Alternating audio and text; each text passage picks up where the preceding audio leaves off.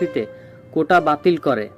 এই নবম থেকে 13তম গ্রেডের সরকারি চাকরি মূলত প্রথম ও দ্বিতীয় শ্রেণীর চাকরি। তবে তৃতীয় ও চতুর্থ শ্রেণীর চাকুরিতে কোটা বহাল থাকে।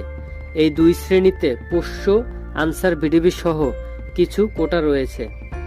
এক রিটের চূড়ান্ত শুনানি শেষে 5 জুন হাইকোর্ট নবম থেকে 13তম গ্রেডের পদে নিয়োগের ক্ষেত্রে মুক্তিযোদ্ধা কোটা বাতিলের পরিপত্র অবৈধ ঘোষণা করে রায় দেন। এ রায় স্থগিত চেয়ে রাষ্ট্রপক্ষ আবেদন করে, যা 9 জুন চেম্বার আদালতে ওঠে।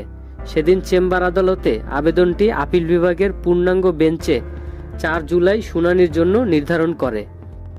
এদিন প্রধান বিচারপতি ওবায়দুল হাসানের নেতৃত্বাধীন 6 সদস্যের আপিল বিভাগ চাকুরিতে সরকারি নিয়োগের ক্ষেত্রে নবম থেকে 13তম গ্রেডের মুক্তিযোদ্ধা কোটা বাতিলের পরিপত্র অবৈধ ঘোষণার রায় স্থগিত